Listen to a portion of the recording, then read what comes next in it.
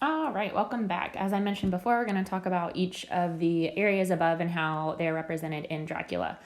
I'm not going to go into too much detail about any of these because you guys are going to be doing a critical theory project about the novel. So I don't want to talk too much about things and then, you guys not having anything left to say about it. But we're going to sort of look at some isolated examples. So the first was religion. And so some things to think about in terms of religion in the novel are sort of the methods used in defense of Dracula. So again, we're not all the way through, but you guys can see like crucifixes, the host, which is, if you're not Catholic, because they really are more Catholic, methods of defense, which is a whole separate thing about Christianity, Church of England versus Catholicism. But it's in the Catholic religion believed to be the actual body of Christ. So that's what the host is. And other things like that.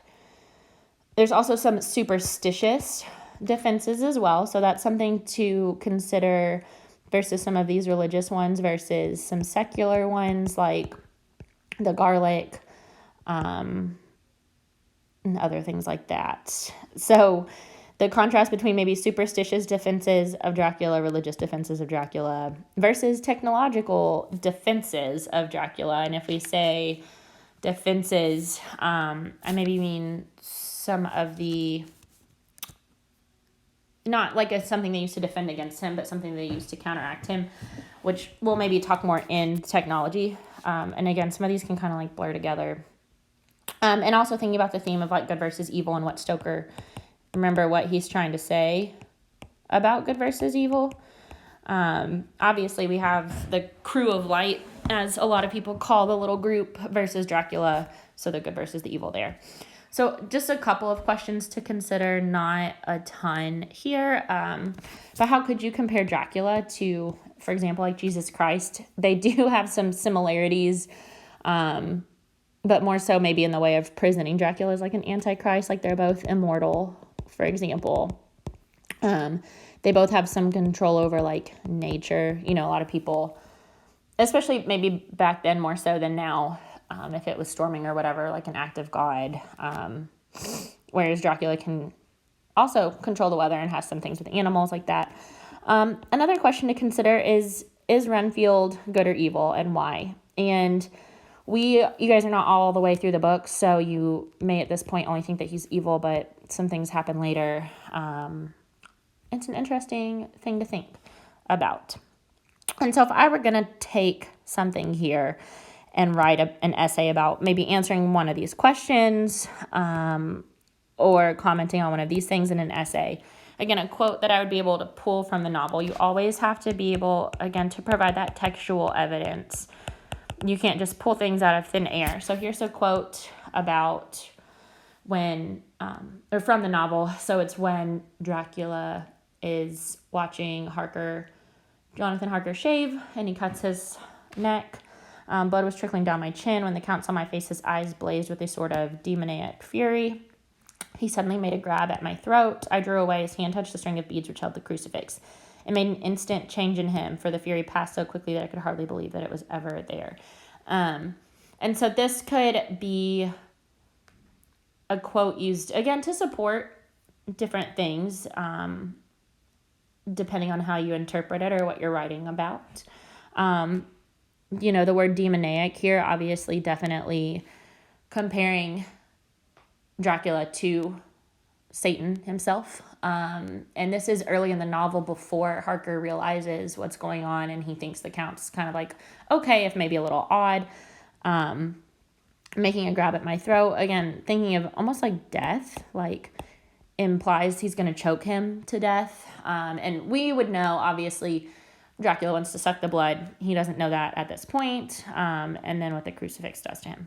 So next, looking at technology. So a lot of modernization here in the novel. You can think about the contrast between the two main settings. So the Count's castle versus London, and a couple of different things to think about these. Definitely the descriptions of both. and the different ways of combating Dracula that are available to the crew of light in each situation, like how Jonathan is able to sort of save himself here versus all of the disposable means of counteracting Dracula's evil within the city. So those two separate situations. The medical. So going back to here, when I kind of talked about this technology and as a defense against Dracula, what I was kind of getting at were the blood transfusions. Now, obviously, transfusion. Sorry, I do know how to spell. So the blood transfusions, and if you really think about it, they don't save Lucy. Lucy still dies in the end. She becomes a vampire, but they are, a means of sort of slowing the transformation. And then you could think of other technologies used by these guys. They use the telegraphs, they use trains, whatever. But you also could think about some of the questions here. What's more powerful so far, like in fighting Dracula? And again, we haven't gotten to the end of the novel, but so far in the novel, are using some of these superstitious, unproven, unscientific methods, the garlic, crucifixes, the hosts, all these things, versus technology and modernization. What's more effective against Dracula? So really, like, what is Stoker saying here? What does he think about, or how does he feel about technology and its role in society? Is it improving things? Is it not? And, people could argue either way. We did have a good talk in the Zoom meeting this week about the yellow wallpaper for the 2 or 3 of you that showed up. There was a question about, someone said I couldn't tell if she was unreliable, the narrator, or not. And so a lot of times with the literature, there's not a black or white, like yes or no question. There's all this gray and all these sort of nuances within it. And so it's your job to form your opinion. Whatever you're arguing is going to be your opinion, whether you think that history and the past is more powerful or the technology modernization. And you're going to have to convince your reader of your POV by using those quotes and your warrants. If you go back to sort of writing about fiction, that PowerPoint back from earlier in the semester, I could probably look and try to find the exact week. Looks like it was week 5, all of this. You're going to use those quotes and your explanations of those quotes to prove your own point, to prove your opinion and make your reader agree with you. So it's not a yes or no, right or wrong. It's what's your argument and how do you support that argument. That's really what writing about literature is all about. Another question considers, like, what's the role of history in the novel? Dracula goes on this huge tangent early in the book when Jonathan first gets to his castle about his history and all that stuff, and how does that motivate Dracula as a villain. And a quote here that could be used, maybe if I'm going to support that modernization's not really great, or in Stoker's view, a note left by Van Helsing in his portmanteau, Berkeley Hotel, directed to John Seward. And the important part here of this quote is this not delivered. So this is where Van Helsing is telling Jonathan, basically, don't let Lucy out of her room tonight. You need to keep watch over her.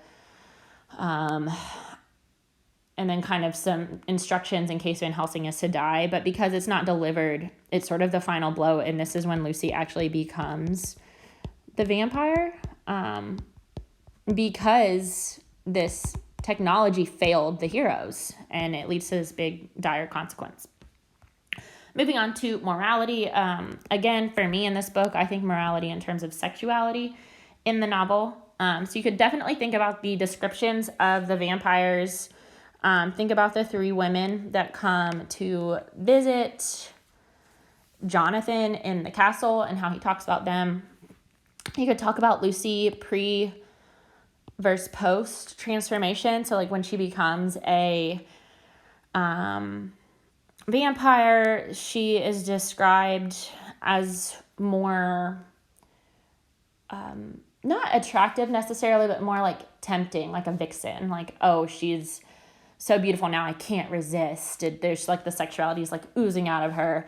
Her hair color actually goes from blonde to brunette, which isn't so subtle way of light to dark, which would again be like pure to bad.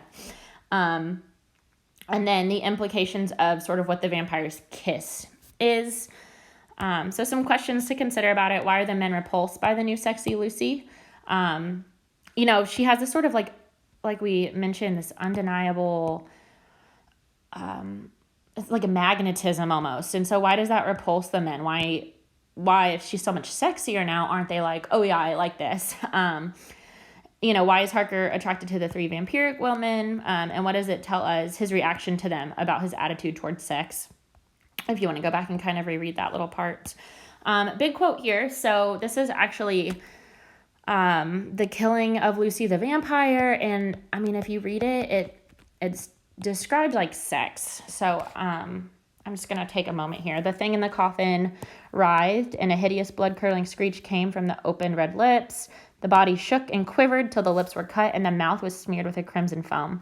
But Arthur never faltered. He looked like a figure of Thor as his untrembling arm rose and fell, driving deeper and deeper the mercy-bearing stake, whilst the blood from the pierced heart welled and spurted up around it. His face was set, and then the writhing and quivering of the body became less. The teeth ceased to champ and the face to quiver. Great drops of sweat sprang out on Arthur's forehead. His breath came in broken gasps. Obviously, this is a lot of language, kind of comparing to, we'll say, the climax to be a little less graphic of a sexual act. And you could definitely think of the stake here. A lot of times in literature, it's very phallic, right? Anytime you have something like a long, in sort of the shape of a male genitalia, it could be a symbol of that male genitalia, rising and falling, driving deeper and deeper.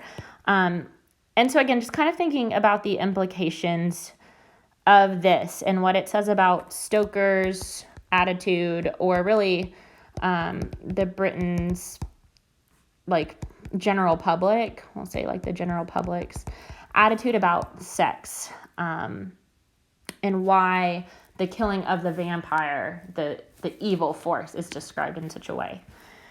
And again, I'm not being too maybe direct in some of what I'm arguing. I just want to point out things to you because you guys are going to be doing a project on this.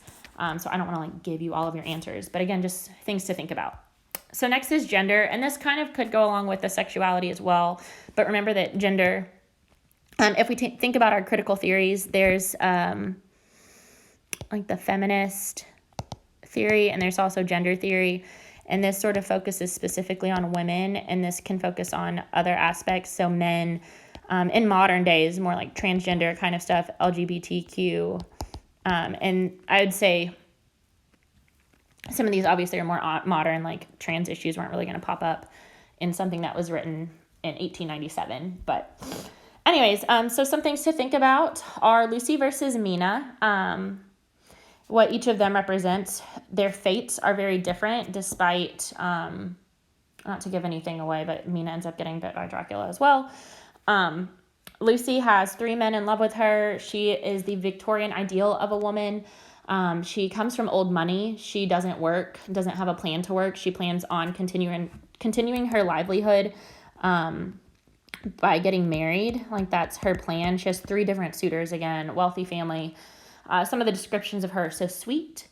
And then we also have Mina over here, who sort of represents more of the, again, that new woman. She does work. She doesn't come from money. She has a plan to take courses to help Jonathan with his work. She's financially independent, and she is described more as smart, whereas Lucy's the sweet versus the smart. And so again, thinking about their fates in the novel, what is Stoker saying about women and gender here? You could also think about the roles of men in the novel and their masculinity. So some questions to consider. What does the novel say about the qualities of men versus women? Why does Arthur feel it's okay to break down in front of Mina? So after Lucy's death, again, he talks about how sad he is and whatnot to Mina, but he doesn't mention it to really anyone else. He breaks down in front of her and why. Just one quote here. This is Van Helsing describing Mina. She is one of God's women, fashioned by his own hand to show us men and other women that there is a heaven where we can enter and that its light can be here on earth. So true, so sweet, so noble, so little an egoist. Thinking about that description and how none of the men are described with any of these qualities again, why is it Mina? And I mean, he goes on. I think there was a longer one in a separate part where she transcribes all of the recordings and everything sort of into one document, going off about, again, sort of her brains, which this quote doesn't represent as much. But again, that is a quality of the new women. Two more to get through here. International affairs. We could, again, think of this as like foreignness. If you're going to do a project, this would sort of be that critical race theory, even though this is more modern and sort of came around in response to the portrayals and works of like African Americans in the U.S. We could look at some of this in relation to this here. All of the characters are British in the novel except for three: Dracula, Van Helsing, and Quincy Morris. So he is an American, and then both of these guys come from Eastern Europe. And so some questions to consider about that. So why is Dracula from Eastern Europe? Actually, yeah, sorry, I made a mistake here. So Dracula is from Eastern Europe. Van Helsing is still from Western Europe. I think he is from, or at least in the novel, he lives in the Netherlands. So that's where like Amsterdam is. So one's Eastern, one's Western Europe, but they're not British. So one is like, why is Dracula from Eastern Europe? What is Stoker saying about Eastern Europeans or foreigners who are less like him? So even today, we sort of divide Europe by the East and the West. And one is more similar to, in our American view, one is more similar to the Americans, which would be Western Europe, France, Germany, Britain, Italy, kind of on the edge there, Spain. Eastern Europe, we sort of contribute more. There's a lot more of that Eastern or Asian influence in, let's say, like Turkey. Greece is kind of right on the border. Romania, Transylvania, all of that. So what's the difference there? That's something you could explore. What is Stoker saying about Western Europeans versus Eastern Europeans and Britain's view on them? But there are also a lot of similarities between Dracula and Van Helsing. I'm sorry if you can hear my dog. Her nails are so loud on the floor. So Dracula and Van Helsing, they're both not from Britain, right? And they both still have some similarities. Think about all of the superstitions used by both, that kind of thing. There are more. And then why does Dracula want to learn about England? What might he fear? Really part of the reason he brings Jonathan to his place is to help with the acquisition of his property, but also to learn more about Britain. So a quote here, this is from Dracula himself, from the Count. I have come to know your great England, and to know her is to love her. I long to go through the crowded streets of your mighty London, to be in the midst of the whirl and rush of humanity. So, what's he saying there? The mists of humanity is in London. To share its life, its change, its death, and all that makes it what it is. Did I move and speak in your London? None there are who would not know me for a stranger. That is not enough for me. Here I am noble, I am boyar.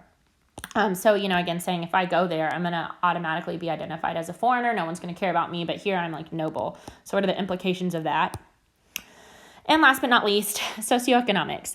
So one thing to think about is the privilege of the heroes. If you think about not every single one of them, again, Mina and Jonathan are sort of like working class, but Arthur, they're able to get into the Count's castle. And I don't think that you guys are there yet in the book, but using Arthur's new title, when both Lucy and her mother are gone, Arthur kind of inherits. He had a title anyways, Lord Godalming, and getting more money from them, but they use that title to get into one of Dracula's homes.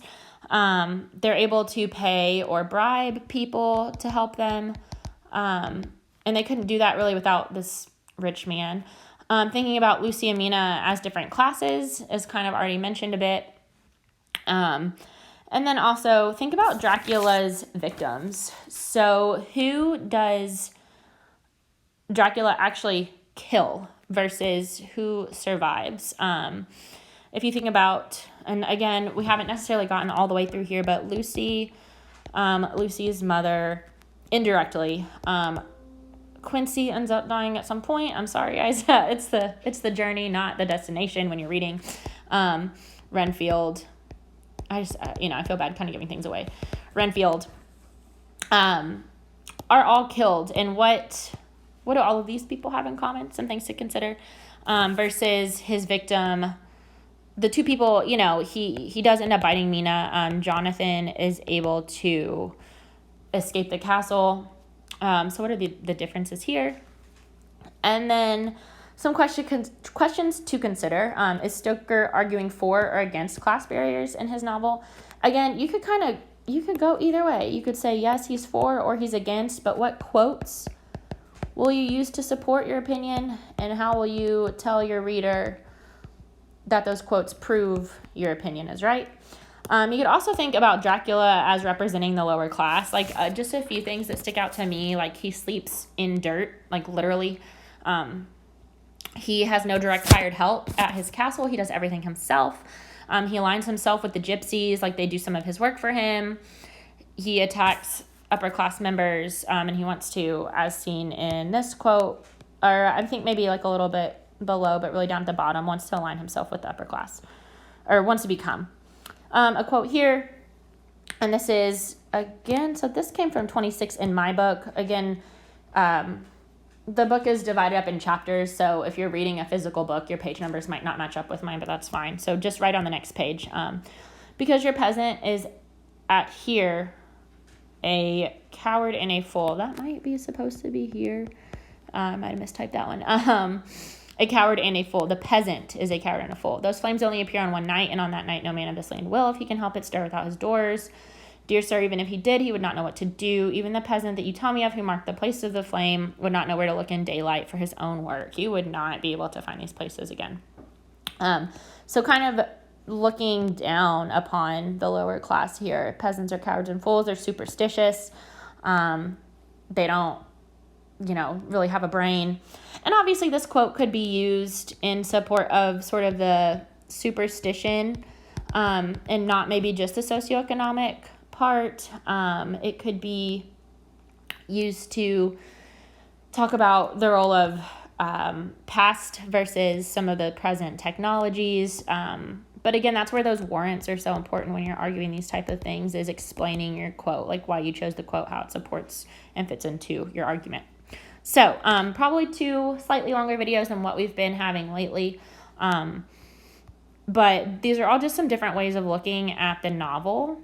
And again, thinking about some of these things, coming back to these things to consider when you're done with the novel, think about some of the general themes and then lower down into what you think Stoker is saying about the themes. So what is Stoker saying about gender roles? What is he saying about the middle class? What is he saying about foreigners coming into London? And then you say, well, how do you know that this is what Stoker is saying? Because of these quotes and what these quotes mean in relation to the whole novel. So that's sort of where your essays form, with these sort of the first 3 steps coming into writing a novel or writing an essay about the novel. Or in this case, working on your critical theory project, which we are going to talk about this week. I am posting a video about it, and you're going to be able to sign up for whichever critical school of thought that you want to work on a project about. And it'll sort of be first come, first serve. And that's how your groups are going to get chosen. Instead of me assigning them to you, you're just going to pick what you want to talk about, and then whoever sort of also wants to talk about that will join in. And then people also who haven't really been participating in class then will, maybe I'm not going to assign you a partner with someone who's not going to work if they've sort of like ghosted the class. So because you guys are picking your own topics. So that's that. Again, if you guys have any questions, concerns, want to talk about the novel anymore, I do love this book. Just let me know. Shoot me an email or a text.